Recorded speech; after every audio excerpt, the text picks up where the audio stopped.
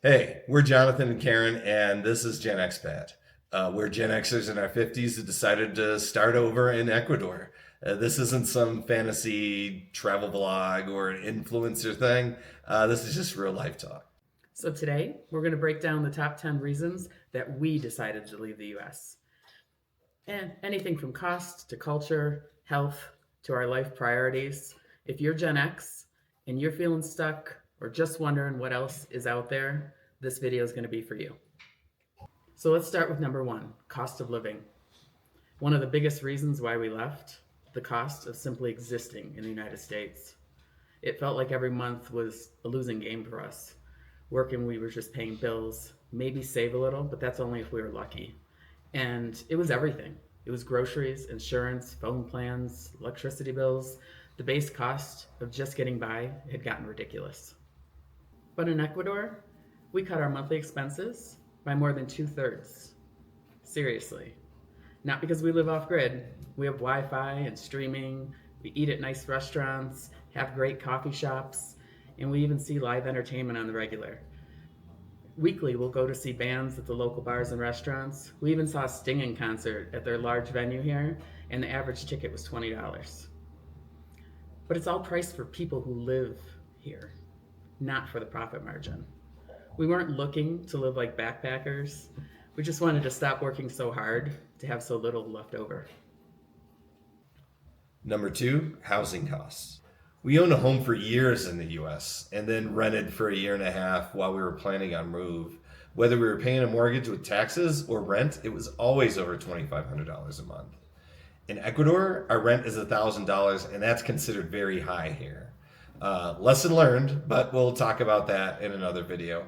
But the average rent for a decent place in this area is between $450 and $650 a month. And these are homes with beautiful views and balconies and gardens. And we're not talking about moving into the wilderness. We live in a very large city and we have great infrastructure, access to healthcare, and most importantly, walkability. The difference is it's affordable. We can never go back to the US paying the prices we did there.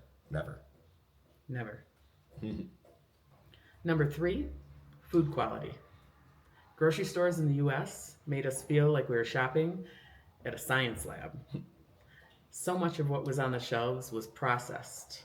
It was full of chemicals, and especially it was packed with sugar. Here, food feels like food. We shop at the Mercado or local tienda. Those are just around the corner. We've got three within a block. We get our fresh fruits, vegetables, eggs, meats, all from local vendors. Nothing sits on a truck for 5 days. Nothing's flash frozen. Nothing's wrapped in layers of plastic, full of dyes. It's just all the worst in the US. And our health has definitely changed because of it. And it's not just about eating clean, it's just natural. And it's cheaper too. I'll just say we get 30 eggs for $3.50. That's all that needs to be said. Number four, transportation. Back in the US, transportation meant debt. Had car payments, insurance, gas, maintenance. It was nearly 1,500 bucks a month for us. But here, we don't have a car because we don't need one. We walk, we take taxis, and if we ever need to leave town, we take a bus or hire a driver. It's rare when we decide not to walk because the weather is so great here. But when we do, a taxi is about $2.50 to get across the city. Or we can take the light rail called the Tranvia, and that's only about 35 cents a ride. It's not just cheaper, it's absolutely freeing for us because we don't have to worry about traffic or oil changes or 80 bucks to fill the tank. It's just movement that makes sense. Number five, health and healthcare. I struggled with a chronic health issue for years, over 30 actually. And when my health issues came to a head lately, it was scary. We were still in the US, and the stress of trying to afford it made it even worse. Even with insurance, we were still paying thousands. And it always felt rushed, transactional, incomplete. In Ecuador, care is immediate. Appointments don't take weeks or even days. Doctors, they'll see you within hours. And they actually take their time with you. They get to know you literally inside and out, physically and mentally. They have like that small town doctor mentality with you where you can just sit and chat about your family and what's really going on with you. And it doesn't cost $400 for just 5 minutes and a prescription handed to you. One ER visit we had would have been $4,000 at least back in the States. And here it costs us $250. Not an issue. And that was with meds, follow up, everything. The system here isn't perfect. It isn't anywhere, but it's human. And for us, that changed everything. Number 6, lifestyle. This is a big one. The US is this energy of constant motion, hustle, maximize, do more, stay on the hamster wheel. But honestly, that just wore us down. Here, life definitely moves slower, not to a halt, but not at breakneck speed as well. You don't feel bad for resting. People take their time. They say good morning. They stop and talk. We found space to breathe, to think, to walk our dog without rushing, to sit on the balcony and just be. And that's not nothing. We went from just merely surviving to actually living. Number 7, politics. Let's just say politics in the US, it's no less than exhausting. Everything's a battle. And it's in your face all the time. TV, on your phone, you can't even go to the grocery store. And we don't want our mental health tied to every single news cycle. That doesn't mean we stopped caring. We're certainly not apolitical.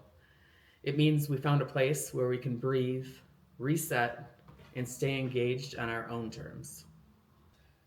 Number 8, there's no specific title to this, but it is something personal to me. As a black man in the U.S., I kind of carried a weight every day of that, especially in the area from where we came from, where there isn't a large population of black people like myself. I have to kind of carry myself in a way to where, I'm visible, but invisible all at the same time, if that sounds odd enough. The great thing about being here is that I don't have that weight. Now, is there racism here? Is there bias here? Of course there is. But as a black person here, it just isn't the same weight because there isn't the same baggage. Here, I can definitely be more relaxed. I don't feel like I can walk places and definitely get the feeling I don't belong there from others. The Ecuadorians here have been way more than gracious with me. And like I said, there isn't the same baggage here as there is in the States. But amongst the expat community, it can get a little complicated, but that'll be set for another video. But overall, I do feel a lot freer here, a lot freer to be me and not have to necessarily worry about other external things that black people in the U.S. do have to worry about. Number 9, community. One of the biggest surprises, how connected we feel. In the US, we felt isolated. We worked, we came home, we collapsed. And we might have waved at a neighbor when we saw him out on the street, but it wasn't a lot. Here, we know and socialize with everyone throughout our day. Hey, we got a deli guy, Peter, he keeps me in Kavasa. And the owners and every staff member of all of our favorite restaurants, you know them by name, and you have conversations when you go in. And our pharmacists, it's a husband and wife, they're around the corner. They just welcomed a new baby, and we made sure to deliver them a gift. I mean, you're family here with everybody that you meet. And honestly, we say buenos dias to everybody. Well, not everybody on the streets, they think that's odd. But everyone we know, and as soon as you see them, everyone's bright and cheery. We've met other expats, but we've also met Ecuadorians, and they've all welcomed us with such kindness and honestly a little curiosity. It's not about building social media friends. It's about having people who see you, real world connections. And we honestly didn't know what we were missing until we left and until we had it again. Number 10, life priorities. At the end of the day, we wanted more than survival. We wanted choice, time, health, peace, and the space to enjoy the people we love. We also wanted to show our child that other ways of living exist other than what we were doing back in the States. That adulthood doesn't have to mean exhaustion and debt and the forever downward spiral down the rabbit hole. We didn't leave to escape, we left to live. And we're still figuring that out. And hopefully you'll come along the journey with us. But at least now we're doing it on our terms. So that's our top 10.